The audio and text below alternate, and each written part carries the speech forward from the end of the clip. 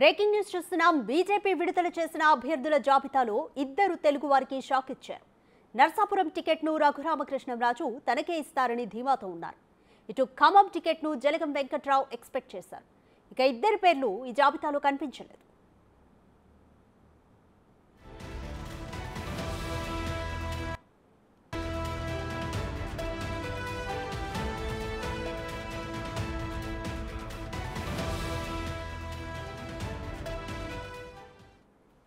More details మా ప్రతినిధి శివ అందిస్తారు. శివ, ఇద్దరు తెలుగు వారికి షాక్, బీజేపీ షాక్ ఇచ్చిందనే చెప్పొచ్చు.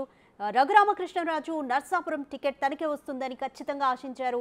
ఇక మరోవైపు ఖమ్మం టికెట్ జలగం వెంకట్రావుకు వస్తుందని ఆశించారు. కానీ తాండ్ర వినోద్ కుమార్కి ఇచ్చారు. ఏ విధంగా చూడాలి? వీరిద్దరి కార్యాచరణ తదుపరి ఏ విధంగా ఉండబోతుంది అనుకోవచ్చు? రైట్, రాధిక మీరు అన్నట్లు ఇద్దరు కూడా ఇది బిగ్ షాక్ అని చెప్పుకోవచ్చు. ముందుగా నర్సాపురం ఎంపీ రఘురామకృష్ణరాజు ఈయన చూసుకుంటే మొదటి నుంచి కూడా వైసీపీలో ఇప్పటికీ కూడా ఇటు టీడీపీకి బీజేపీకి జనసేనకు అనుకూలంగా ఉంటూ వచ్చారు. ప్రెస్ మీట్ పెట్టి ప్రభుత్వం పైనే స్వపక్షంలో విపక్షంలో తయారై మొదటి నుంచి విమర్శలు చేస్తూ వచ్చారు. తర్వాత ఎప్పుడైతే వైసీపీకి రాజీనామా చేశారో అప్పటి నుంచి కూడా అంటే కూటమిలో ఎన్డీఏ కూటమి ముగ్గురు కలిసి పోటీ చేస్తారు కాబట్టి ఎక్కడి నుంచి ఆ సీటు ఏ పార్టీకి కేటాయించినా అక్కడి నుంచి నేనే పోటీ చేస్తాను అనేది ఆయన ధీమా వ్యక్తం చేస్తారు. తర్వాత బిగ్ టీవీతో మాట్లాడుతూ కూడా నా స్థానంలో నేనే పోటీ చేస్తానంటూ ఆయన గట్టిగా నమ్మకంతో ఉన్నారు. కానీ ఇప్పుడు అక్కడ మొదటి నుంచి కూడా ఏలూరు, నర్సాపురం ఈ రెండు ఎక్కడ ఒకటొక్కడ బీజేపీ పోటీ చేస్తే నర్సాపురం ఒకవేళ టీడీపీ కోటాలోకి వెళ్తే టీడీపీ నుంచి లేని పక్షంలో ఏలూరు బీజేపీకి వెళ్తే నర్సాపురం నుంచి బీజేపీ నుంచి పోటీ చేస్తాననే ఆలోచనలో ఆయన ఉన్నారు. కానీ అనూహ్యంగా ఇప్పుడు వర్మ గారి పేరు, శ్రీనివాస్ వర్మ పేరు బయటికి రావడంతో ఇప్పుడు ముందుగానే ఈయనకు కొంత సంకేతాలు ఇచ్చినట్టుగా తెలుస్తోంది. ఈ నేపథ్యంలోనే ఈవినింగ్ నుంచి కొంత నిరాశలో ఉన్నారు. దానికి సంబంధించి ఒక క్లారిటీ కూడా ఇచ్చారు. అక్కడ ఉన్న ఈ క్వశ్చన్స్ బట్టి నాకు టికెట్ రాలేదనేది కొంత ఆఫ్ ద రికార్డు కొంత అసంతృప్తి వ్యక్తం చేసినప్పటికీ కూడా పార్టీలో కలిసి పనిచేసేందుకు ఆయన అయితే సిద్ధంగా ఉన్నారు. ఫర్దర్ గా ఒక ఎక్స్పీరియన్స్ ఇచ్చినట్టుగా తెలిసింది. ఫర్దర్ గా ఏదో ఒకటి నామినేటెడ్ కానీ రాజ్యసభ కానీ ఇటువంటిది ఇచ్చేందుకు ఆయనకు తెలిపినట్టుగా తెలుస్తుంది. కానీ మొదటి నుంచి కూడా ఇటు జనసేనకు, టీడీపీకి, బీజేపీకి సపోర్ట్ గా ఉన్నారు. మొదటి నుంచి ఆయన చెప్తూ ఉన్నారు. మూడు కలిసి వెళ్లబోతున్నాయి రానున్న ఎన్నికల్లో అనేది ఆయన గట్టిగా మొదటి నుంచి ఒక వేలో చెప్తూ ఉన్నారు. కానీ తనకే టికెట్ వస్తుందని ధీమా వ్యక్తం చేసినప్పటికీ అనూహ్యంగా కొత్త పేరు తీసుకురావడం, భూపతి రాజు, శ్రీనివాస్ వర్మ పేరు తీసుకురావడంతో కొంత ఆయనకు షాక్ తగిలినట్టు చెప్పుకోవచ్చు. మరోవైపు ఇటు జలగం వెంకట్రావు ఈయన కూడా బీఆర్ఎస్ నుంచి బీజేపీలకు జాయిన్ అయ్యారు.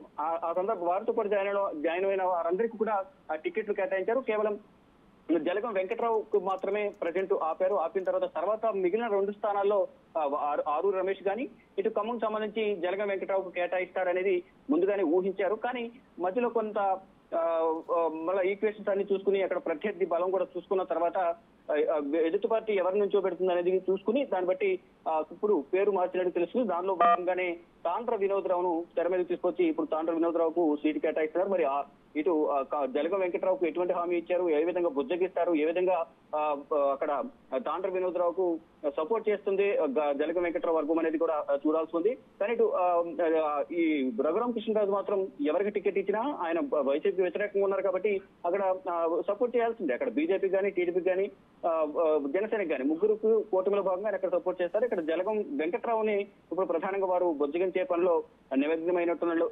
నిమగ్నమైనట్టుగా తెలుస్తోంది. గత అసెంబ్లీ ఎన్నికల్లో కూడా కాంగ్రెస్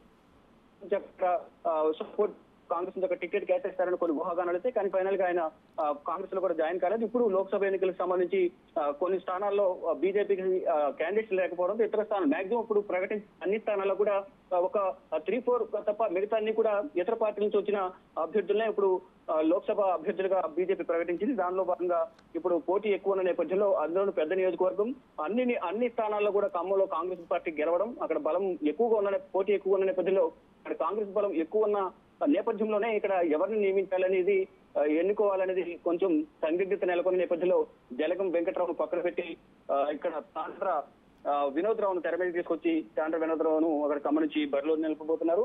ఇక ఈ రోజు కూడా కొత్తగా మరికొన్ని చేరికలు జరిగాయి. వారికి ఇమీడియట్ గా ఇప్పుడు హర్యానాకి సంబంధించి కురుక్షేత్ర నుంచి నవీన్ జిందాల్ ను కొద్దిసేపు జాయిన్ చేసుకున్నారు. ఆయనకి హర్యానాలో కురుక్షేత్ర కేటాయించారు. ఇక మండి నుంచి మొదటి నుంచి కూడా సినీ యాక్టర్ గ్లామర్ ని బరిలోకి దించాలనే ఉద్దేశంతో కంగనా రనౌత్ కు కేటాయించాలని మొదటి నుంచి అనుకున్నారు. దానిలో భాగంగానే కంగనా రనౌత్ కూడా హిమాచల్ బండి నుంచి కంగనా రనౌత్ పోటీలో ఉండబోతున్నారు. మొత్తం చూసుకుంటే మొత్తం 5వ జాబితా 111 మంది అభ్యర్థులు ప్రకటించారు. దీంట్లో అనూహ్యంగా కొత్త పేర్లు తెరలోకి వచ్చాయి. ఫైనల్ గా చూసుకుంటే ఇక్కడ 2 రాష్ట్రాల్లో జలగం వెంకట్రావుకు రఘురామకృష్ణ రాజుకు బిగ్ షాప్ తగిలినట్టు చెప్పుకోవచ్చు. రాధిక. రైట్ శివ, మరి రఘురామకృష్ణరాజుకు అలాగే జలగం వెంకట్రావుకు టికెట్ ని నిరాకరించిన నేపథ్యంలో బీజేపీ ఎటువంటి బుజ్జగింపు చర్యలు తీసుకునే అవకాశం కనిపిస్తుంది అనుకోవచ్చు? రైట్, ఇప్పుడు ముందుగానే వారికి ఇంటర్నల్ గా సమాచారం అయితే అందించినట్టు తెలుస్తుంది. ఇటు జలగం వెంకట్రావుకు ముందుగానే సమాచారం ఇచ్చారు. దానిలో భాగంగానే ఇటు తాండ్రు వినోద్ రావును తెర మీద తీసుకొచ్చి ఆయనకు ఒక కమన్ టికెట్ కేటాయిస్తున్నట్టు చెప్పారు. ఇక్కడ రఘురామకృష్ణరాజుతో కూడా ఇప్పటికే ఇటు బీజేపీ అలాగే టీడీపీ ఇద్దరు కూడా జనసేన అందరూ కూడా కలిసి మాట్లాడినట్టు తెలుస్తుంది. పార్టీ గెలుపు కోసం పనిచేయండి, ఫర్దర్ గా మీకు సముచిత స్థానం కల్పిస్తాము, అధికారంలోకి రాగానే మంచి పొజిషన్ ఇస్తామంటూ కూడా ఆయన కూడా ఒక సూచనలు కానీ కొంత సంకేతాలు పంపించినట్టుగా తెలుస్తుంది. దానిలో భాగంగానే ఆయన అంటే కొంత అసంతృప్తి అంతర్గతంగా ఉన్నప్పటికీ కూడా పార్టీ గెలుపు కోసం నేను పనిచేస్తాననేది ఆఫ్ ద రికార్డ్ మీడియాతో కూడా మాట్లాడినట్టుగా మనకు సమాచారం అయితే అందుతుంది. Thank you Shiva.